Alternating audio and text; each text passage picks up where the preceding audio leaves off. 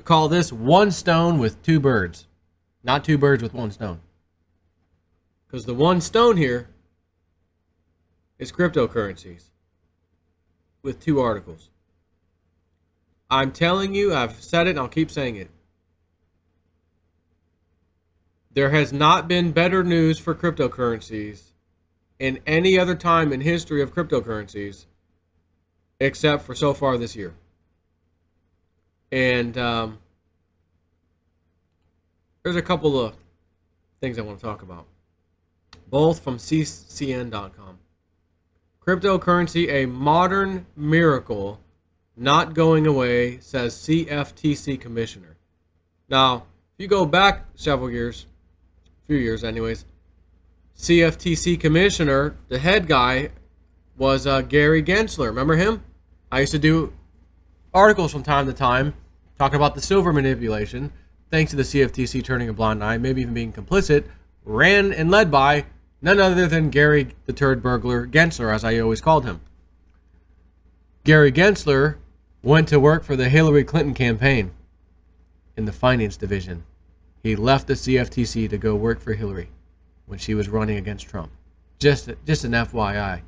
So he's gone. He ain't there no more. Bart Chilton, who always pretended to act like he was trying to do something good and never did, he's gone. And now all of a sudden, we have good news actually coming out of the CFTC, especially as it relates to cryptocurrencies.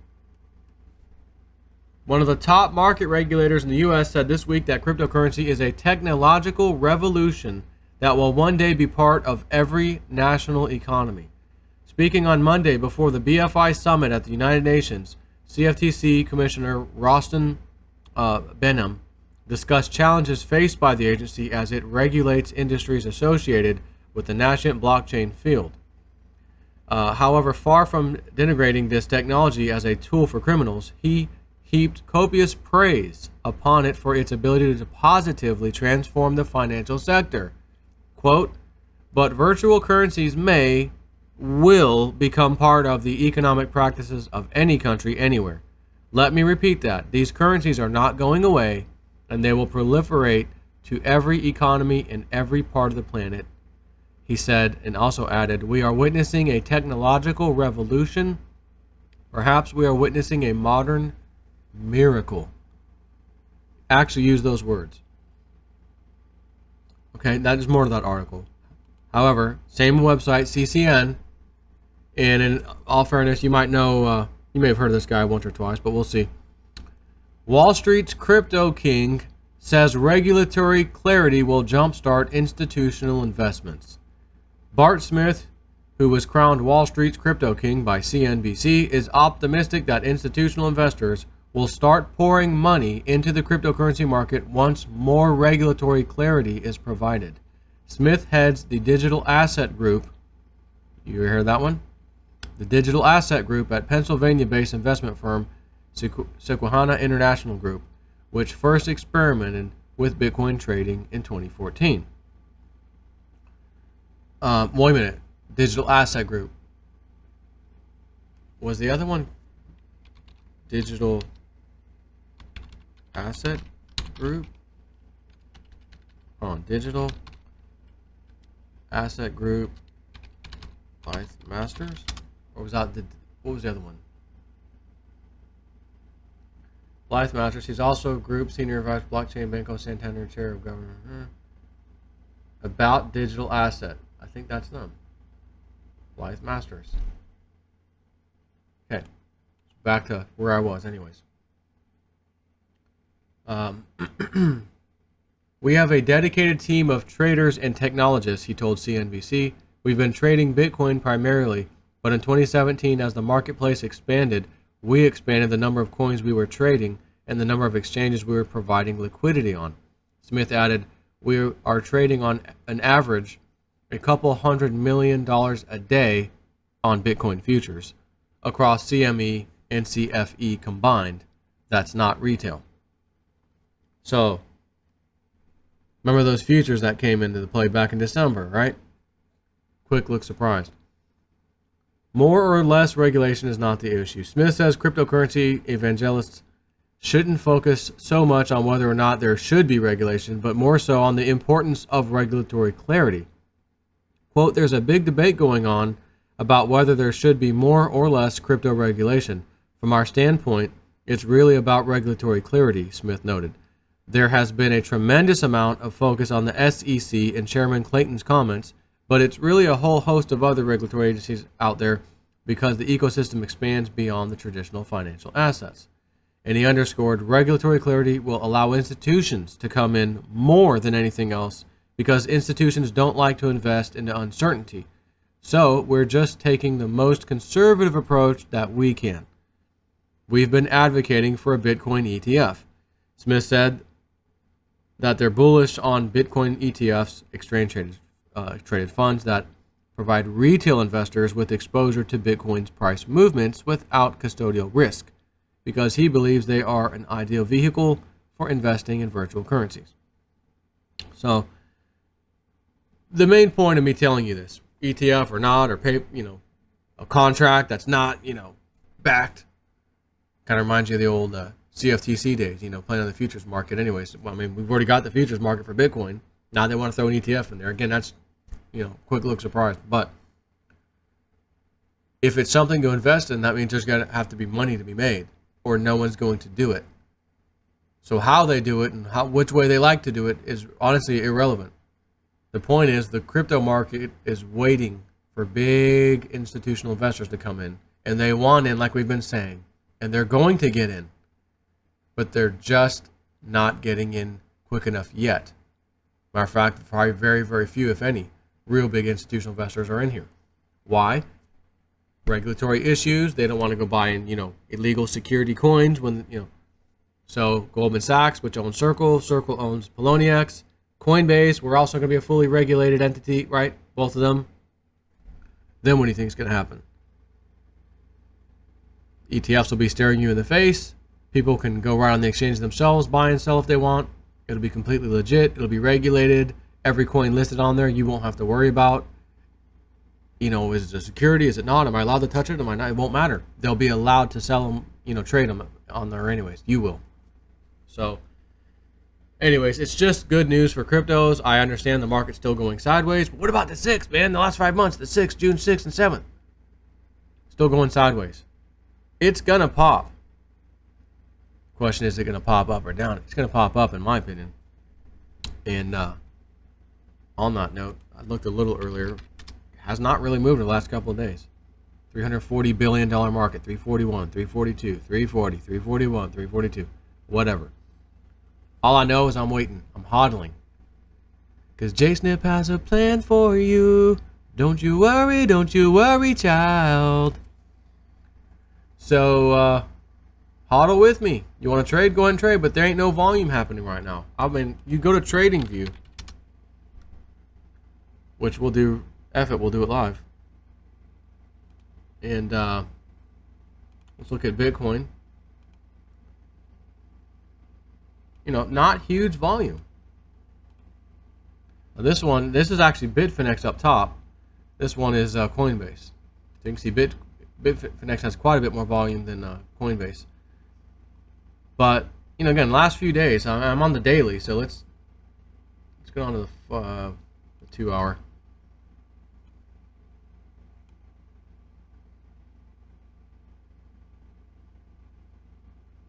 When you look back, and this was back in May, January, February, March, April 13th, actually.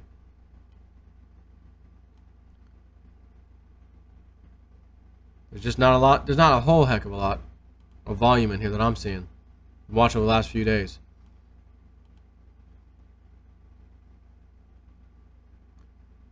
Third, fourth, fifth, sixth, seventh, eighth. Yeah, we had a nice spike for Litecoin here, but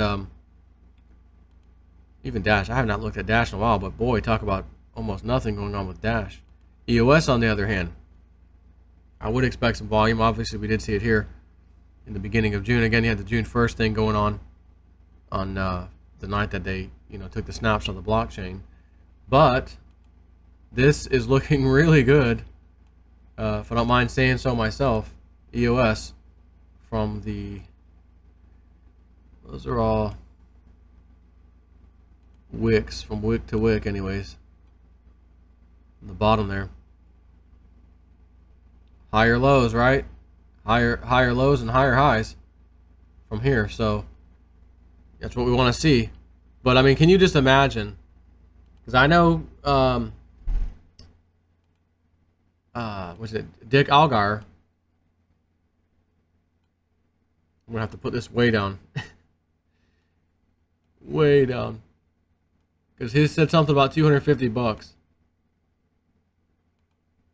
And this looks almost flat, right? Even though it's not. I mean, you go back and it was, you know, pennies. Now it's $18, $19, $20. But can you imagine something like this happening by the time we get to September? He said something about that in his video, you know, a couple weeks ago, I think, right? Talked about EOS and $250 in September, something like that. And I thought that's a little bit crazy. But going back last year for Ethereum, right? Let's take a look at Ethereum. Well, undo that. And we go back down to the beginning of the year. $15, $10, right? 10 bucks. There's 50 there. Started getting used ICOs coming out. They're actually using it. Well, remember, EOS is basically a competitor to Ethereum. It has its own blockchain, and it has, you know, smart contract ability like Ethereum, and they're going to have coins that run on the EOS blockchain. So, is it too absurd to say a coin that's currently, what is it, 14? Where's it at? EOS. I'm on ETH right now. EOS, $14.47. Is it absurd to say, hey, wait a minute, last year that Ethereum was that price? Got to how high? I think it was $1,400 high, Ethereum. So is it not possible that EOS can't start rocketing off the same way and hit 100, or not even 100, what Dick Algar talked about, $250? It's not absurd. It's not crazy. We already seen that happen before last year. And this is a similar coin that's supposed to be better, right? Now, will it ultimately win out in the end and all that? That remains to be seen. But like I said, I've had my EOS since I don't even know how many months ago now. 9 months? 8 months? I'm not even sure. I could probably tell you based on the price, though. Don't need the 3-day either. 2017, it would have been around 50 cents. There's 63. So yeah, it was probably somewhere in here. So October to November-ish. So yeah, we're in June, July, August, September, October, 4 more months. Yeah, so we're talking, call it eight months ago roughly. I'm in this damn thing at 60 cents, 58 cents, 60 cents, something like that. If there's a possibility that this thing's going to $250, you could bet your sweet butt I'm going to go ahead and wait at this point. I've already been holding them for how many months now? And if Dick Algar says something like that's going to happen, certainly we'd see it rocketing up here as we get closer and closer to September, which also happens to be the same date I told you guys the other day. I told my wife, plan B, if cryptos are still, I'm still screwing around with you know, 300 and anything really, 300, what the coin market, 300 something billion dollar market cap in September, I may have to look at her and say, look, you know, Evelyn, let me go ahead and make a, let me look at all the coins and let me brainstorm on which one or ones, because you know I got a nice healthy stash of Litecoin. Do I want to unload some Litecoin? Do I want to unload some Litecoin and some other ones? Do I, you know, is Theta up, you know, $1 something at that time? Like, because that's the other side of it. If these things start gaining at all, then I'm pretty much happy. What I'm saying is if they don't really move, and we still see this lackluster kind of crap for the next 3 months, basically, June to July, July to August, August and into September, and at the end of September is when I gave the deadline to her, that, all right, I may go ahead and pay this damn house off. I mean, even look at the 24-hour volume. Nobody's trading. Everybody's just kind of, you know, Everybody's waiting for the movement. Ba-na-na-na-na-na-na. 12 billion in a 24-hour period. That's just not a whole heck of a lot, you know what I mean? Of volume for the whole market. You can see 30 billion, 20 billion, 20s. But back even in April, look at this. Back in April when the market was way down, we were all scared to death. Oh my God, 200-something billion dollar. Oh my God. Look at, same story. Very lackluster volume here. 9 billion. So here I am talking to you today at, 12.5 billion. But, I'm not even showing it to you. I meant to show you the screen. Yeah, so back in April, 10 billion, 9 billion, 13 billion, oh no. Here it is, 14, 15, 14, 12 and a half, whatever. Not a whole heck of a lot of trading going on right now. That's why we're, just kind of sitting here going sideways, nothing to really report on epically. Oh my God, nope. We touched that 470 or so right there, billion. Came down. Now what we're hoping for is this. I can't draw on this screen, but yeah, I can't. We want to see this starting to climb. Snippy needs this to climb by the end of September. Because at the end of September, I'm still not going to want to sell anything. And say, Evelyn, all right, let me just, made you a promise that I really don't want to keep. But to be fair, by that freaking time, June, July, August, September, end of September, so call it, October 1st, if you will, I can't be sitting here looking at a $340 billion or 300 anything. It's going to be well over 400. To be honest with you, I'd like to see it over 500. Maybe even higher than that. Sure, why not? That would at least let us know, yeah, everything's going to be absolutely spot on fine. But I still think that's going to happen. Again, I think we're just having to wait longer than expected, whatever. Like these things I just read you. It's not going away. It's going to be good stuff. But there is something to be said about having absolutely no debt in your life. Everything you own is paid for. I mean, everything.